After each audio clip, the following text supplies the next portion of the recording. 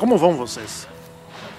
Estamos aqui já tardinha, daqui a pouco o sol vai se pôr, né? Hoje é dia 16 de maio e nós já estamos aqui preparados para fazer a filmagem da lição número 12. É a penúltima da série do segundo trimestre.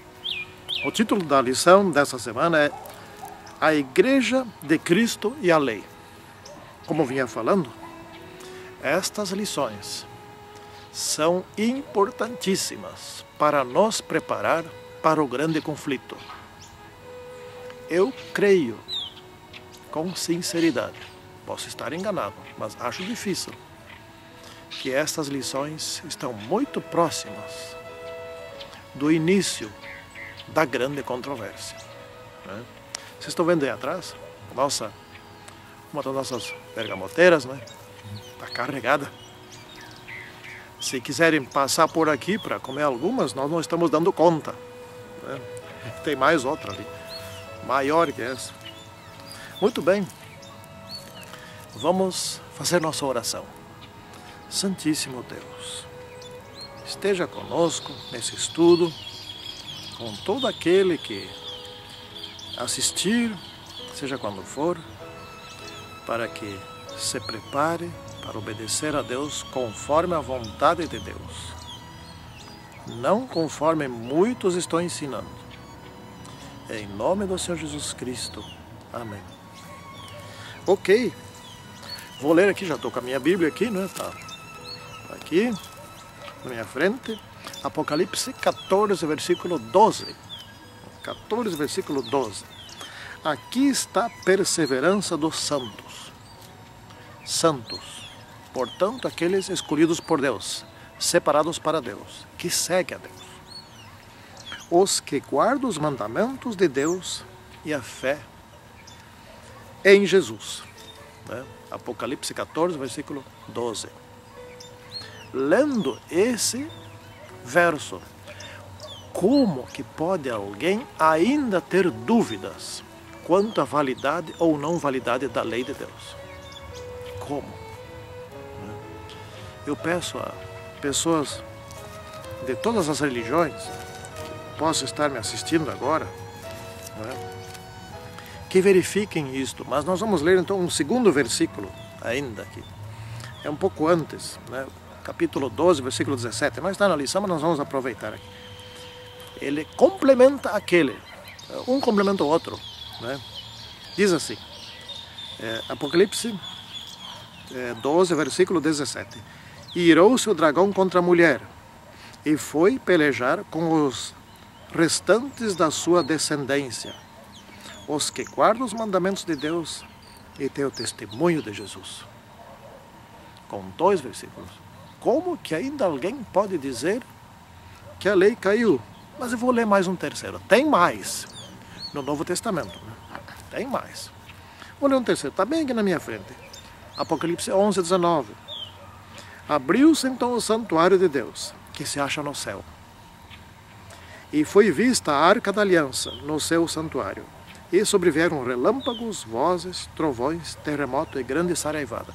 A pergunta que eu faço para nós meditarmos é a seguinte: na medida em que homens, não Deus, homens mudaram a lei de Deus aqui na terra, Deus mudou esta arca, a lei escrita nesta arca da aliança, no céu? Porque nós sabemos pelo Gênesis, pelo Deuteronômio, que a lei, que os 10 mandamentos são cópia daquela do céu. Deus alterou aquela também. Quem manda em quem? O homem manda em Deus? Ou é Deus que tem poder sobre o homem? Perguntas para refletir, né? Eu creio que a resposta é óbvia, né?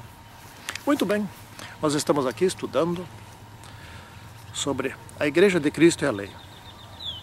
Então vejam bem, a lei não foi dada a Adão, nem a Noé, nem a Abraão, mas a Moisés. A lei. Mas os princípios da lei foram dados a Adão e Eva. Por exemplo, o que é a lei em seu resumo? amar a Deus sobre todas as coisas e o homem e o próximo como a si mesmo. O que quer dizer isso? Isso quer dizer que nós não vamos ter outros deuses. Isso quer dizer que nós não vamos fabricar deuses para nós. Isso quer dizer que nós não vamos tomar o nome de nosso Deus em vão. Também isso quer dizer que nós vamos amar nossos pais, cuidar dos nossos pais. Isso quer dizer todos os 10 mandamentos, quer dizer que nós não vamos matar os outros, nós não vamos furtar, né? Nós não vamos mentir, dar falso testemunho, nós não vamos cobiçar, etc. Né? Isso quer dizer também que nós guardaremos o sábado, que foi Deus quem deu, não o ser humano. O sábado foi Deus quem deu. E a diferença entre o sábado e o domingo é simples de entender. Muito simples. A Bíblia explica. O sábado e por decorrência entendemos também o domingo. Por que Deus deu o sábado? Gênesis, capítulo 2, versículo 1 a 13. Lá explica bem. E dentro do próprio mandamento do sábado também explica. O sábado foi dado porque Deus criou todas as coisas. Porque Ele é o Criador. E o mandamento diz, lembra-te do sábado para o santificar, porque Deus é o Criador de todas as coisas. Então o sábado é o dia mais adequado dentro da semana para se honrar a Deus, para se lembrar de Deus, o sábado. E o domingo? Vou dar aqui uma explicação lógica que deriva do sábado. Se o sábado é o 7º dia, e se o sábado é o memorial da criação, que lembra do Criador que criou todas as coisas nos 6 dias anteriores, o domingo só pode ser o dia para Satanás. Opa! Por quê? Sim, simples, porque Satanás não é Criador. E antes do domingo não houve criação nenhuma. Satanás não sendo Criador, para ele só pode restar o domingo para santificar. Aliás, ninguém santifica o domingo, ninguém. Ou você conhece alguém que guarda o domingo assim como a Bíblia diz que é para guardar o sábado, né? Caiu o sábado e caiu também a maneira de, ou melhor, o sábado foi substituído pelo domingo e caiu a maneira de santificar, então caiu tudo. Não faz sentido. Vamos ao nosso estudo aqui. De Adão até Noé. Adão recebeu os princípios da lei. Adão não precisava dos 10 mandamentos detalhados, codificados, como foi dado a Moisés, ao povo, por meio de Moisés, ao povo de Israel. Adão era perfeito, era inteligentíssimo, não era pecador, né? E não era mortal, e não degenerava. Então bastava explicar para Adão: Adão, você tem que amar o teu próximo, amar tua esposa, amar a Deus. E não precisava dizer mais nada. Porque quem ama, mata. Quem ama, rouba. Quem ama, mente. Quem ama, faz mal a alguém outro. Quem ama a Deus, procura servir a outro Deus. Quem ama a Deus, procura fazer ídolos. Quem ama a Deus, usa mal o nome de Deus. Quem ama a Deus não guarda o sábado, porque o sábado é o que lembra de Deus como Criador. O domingo não lembra de Deus o Criador. Não faz sentido nenhum. O domingo é o primeiro dia da semana. O sábado é o dia que vem depois da criação. O domingo é o dia onde iniciou a criação. Isso é uma lógica bíblica, né? Então, Adão recebeu os princípios da lei de Deus, os princípios do amor, e que foi transmitindo de um para outro, ao seu filho, ao seu neto, bisneto, e eles conviveram muito tempo. Adão viveu 950 anos, né? Até que chegou a Noé. Noé foi um antediluviano e também um pós-diluviano. Houve 8 pessoas, né? 8 pessoas que foram antediluvianas e ao mesmo tempo pós-diluvianas. Noé, sua esposa, seus 3 filhos e as 3 noras. Só. Tem algumas coisas peculiares na Bíblia. Tem algumas coisas. 2 coisas que são, assim, realmente peculiares. Adão e Eva é uma das 2 coisas. Deus os criou eles vieram das mãos de Deus. E a segunda coisa, sabe o que é? Que veio das mãos de Deus? Os 10 mandamentos. É o único texto no planeta, no mundo, que foi escrito por Deus. Está escondido lá pelas regiões de Israel, a Judéia. E esse é um texto, foi escrito pelo próprio Deus. Isto é muito relevante. Onde está a escritura da mudança do sábado para o domingo? Por Deus. Não existe. Não existe. Portanto, aí tem coisa, não é? Adão deveria obedecer a ordem de Deus de não comer da árvore da ciência do bem e do mal. Porque outras coisas Adão não tinha como.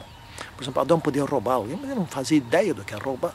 Adão podia bater na mulher, ele não fazia ideia disso. Adão não tinha conhecimento do mal, nem Eva. Então eles não praticavam o mal. A única coisa que eles que havia uma abertura ali para eles dizer a Deus: olha, nós não concordamos contigo, portanto nós vamos comer dessa árvore que você proibiu. Era isso, uma coisa muito simples, né? A demonstração de que amavam a Deus, de que eram submissos, que eram amigos de Deus, né? Era muito simples. É simples assim como eu e a minha esposa, por exemplo. Eu posso dizer para ela: eu te amo. E no momento que ela me pede, agora há pouco ela pediu um copo d'água. Eu fui lá e busquei. Eu posso dizer para ela: eu te amo, mas não busco um copo d'água. Aí não é mais verdadeiro, eu te amo. Adão e Eva diziam a Deus: nós te amamos. E não comiam da árvore. Ou mais, eles não tinham ideia da vida deles, né? Por exemplo, Adão podia trair Eva. Até a pergunta é com quem, né? Bom, depois de Noé até Abraão. Noé foi um bom pai. Noé foi reconhecido por Deus como alguém muito íntegro, muito fiel. Tanto que Deus achou graça em Adão. Deus se agradou de Adão. De Noé. Mas aquele foi um gargalo da história. Porque como líder só havia um, Noé, ainda obediente a Deus. Naquele ano ainda havia um outro, que era Metusalém, mas que morreu naquele ano. Então só Noé. Noé manteve íntegra a sua família, sua esposa. Ele era o líder. Os seus 3 filhos e as suas 3 noras. E todos vieram juntos para dentro da arca. No caso do tempo de Ló, Ló não era tão bom pai como Noé. Porque ele perdeu inclusive a mulher, perdeu os genros, só salvou as 2 filhas. E olha lá que as 2 filhas não eram grande coisa. Tiveram filhos com seu pai. Bom, a obediência veio até Noé por meio da palavra, por meio da tradição, por meio do ensinamento de pai para filho.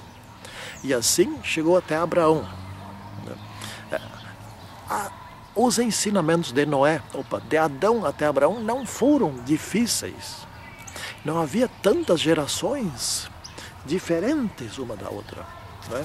Por exemplo, Noé podia ter ensinado ao seu filho Enos, que falou Adão podia ter ensinado ao seu filho Enos, que falou com Noé, e portanto também falou, e Noé ensinou aos seus filhos, Sem, Cão e Jafé, que ainda viviam quando Abraão nasceu, e podiam falar com Abraão, portanto não eram tantas pessoas para chegar até Abraão. E portanto não era uma coisa complicada de esquecer, geração a geração. Não, poucas gerações que podiam conversar entre si, desde Adão até Noé, né? E se nós pegarmos um outro caminho, por exemplo, Adão facilmente podia ter conversado com Metusalém. E Metusalém faleceu no ano do dilúvio. E Metusalém, obviamente, podia ter conversado com Noé e com seus 3 filhos, sua esposa e as suas noras. E, portanto, vejam, Metusalém falando com tendo falado com Adão e tendo transmitido o seu conhecimento de Adão para Noé e seus filhos e sua esposa, né? E os filhos de Noé podiam ter falado com Abraão. Bom, e conviviam lá na mesma região, né? Eram semitas.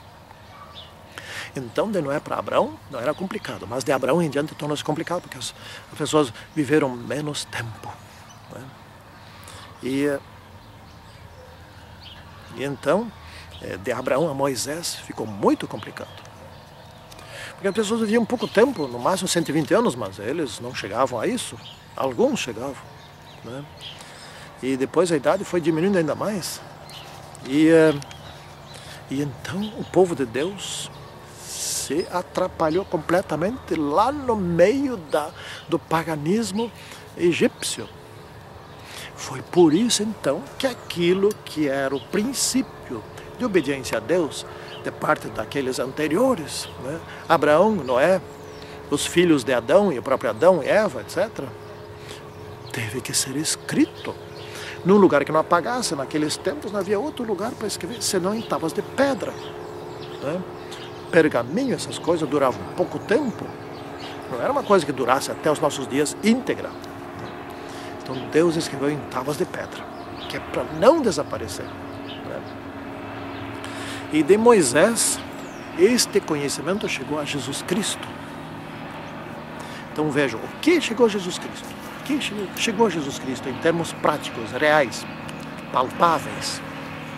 A Bíblia do Velho Testamento, os 5 livros da lei, né, onde também estão escritos os 10 mandamentos e os profetas e outros livros, que é todo o Velho Testamento. E Jesus, sabe o que fez? Confirmou, ratificou a lei. Ele disse mesmo assim, eu não vim aqui para abolir a lei, eu vim para confirmar, eu vim para obedecer, né? E eu vim também para morrer por aqueles que desobedeceram a lei. Portanto, Jesus não se referiu, não disse nada, nem deu a entender a menor palavra de que a lei devesse que mudar ou ser abolida. Não deu. E ele é o autor da lei, certo? Ele é o legislador. Então, a coisa ao longo da história, a obediência a Deus, a santidade, foi caindo, foi caindo, foi caindo. Quando chegou em Jesus Cristo, retornou ao nível original da perfeição. Jesus não cometeu nenhum pecado, ou seja, em nenhum momento de sua vida, ele desobedeceu a algum mandamento da lei. Aí vem outra vez a pergunta, tá, depois que Jesus obedeceu integralmente à lei, 33 anos e meio, daí a lei tem que mudar? Isso não faz o menor sentido, né? Então Jesus confirmou a lei e aí depois a lei vai mudar? Não faz sentido. A lei sempre foi um problemão para Satanás, porque a lei de Deus é muito inteligente, ela é extremamente inteligente. Só podia ser, né? Por que a lei? Olha, vejam, por que ela é inteligente? Vejam bem, esse é o reino do amor, né?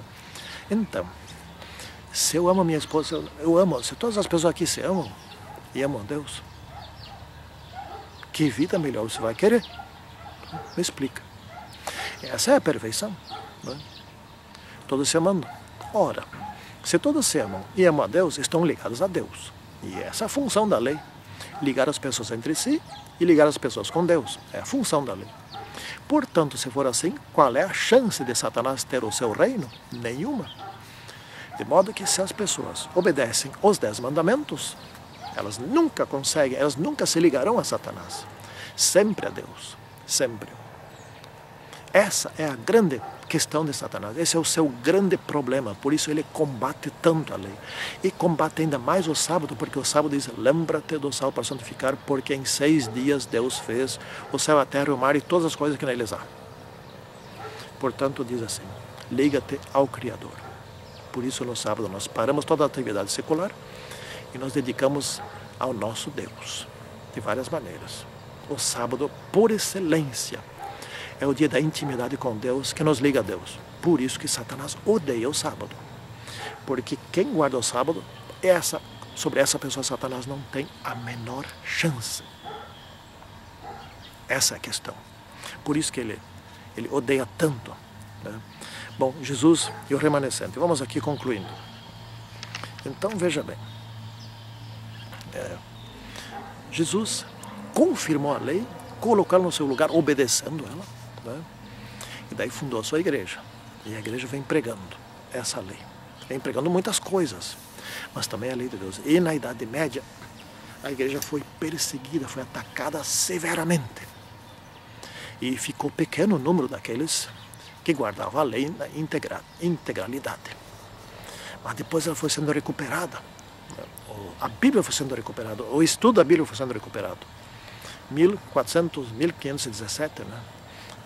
O protesto, começou o protestantismo, etc. e tal, e começaram a estudar a Bíblia, estudar, e foi indo, e foi se restabelecendo, até que em 1854 começou o movimento adventista do sétimo dia. Se redescobriu a santificação do sábado, que esta era a verdade. E desde então, isto vem sendo pregado ao mundo inteiro, o sábado. E agora estamos nas vésperas da grande controvérsia. Afinal de contas, qual é o dia de guarda que Deus quer? É o sábado, é o domingo? Esta é a grande controvérsia. Há outros pontos, mas este é o principal. Então, por isso que nós estamos estudando estas lições aqui. Para nos aprofundarmos neste conhecimento, no conhecimento do que a Bíblia quer. Oxalá que todos nós estejamos preparados para santificar aquilo que a Bíblia diz. Porque Jesus não anulou o Velho Testamento, não anulou a lei, né? E depois de Jesus foi escrito o Novo Testamento, que também em nenhum lugar diz que o Velho Testamento foi anulado. Isto é conveniente para Satanás, mas não para Jesus Cristo. Afinal de contas, raciocina comigo. Por que o Novo Testamento anularia o Velho Testamento? Em que? Em que? O que diz no Novo Testamento que o Velho Testamento não vale mais? Onde? Onde está escrito isso? O Novo Testamento tem muitas referências do Velho Testamento. Tem muitas. Os apóstolos seguiram. Jesus citou o Velho Testamento. Aliás, só citar o Velho Testamento, nem tinha o Novo. Pensa bem nisso. Se você ainda acha que o Velho Testamento já se foi. Pensa bem nisso. Porque aqui está a vida eterna. O que está escrito na Bíblia. Mas se você não quer mais o Velho Testamento, então procure o Novo Testamento sobre o sábado. Vê se acha nele algum indicativo da mudança da lei, mas seja sincero, porque os falsos ensinadores estão pegando textos, versículos bíblicos, etc., distorcendo e dizendo que mudou. E quando não tem nada a ver, basta ler melhor. Oremos. Santíssimo Deus que estás nos céus, abençoa-nos nestes estudos da Bíblia, essenciais para a nossa salvação. Que quando Jesus voltar estejamos prontos para recebê-lo, perdoados, sendo santificados por Ele. Em nome do Senhor Jesus Cristo. Amém. Tchau. Próximo estudo é o último desse trimestre. Estamos no final do trimestre.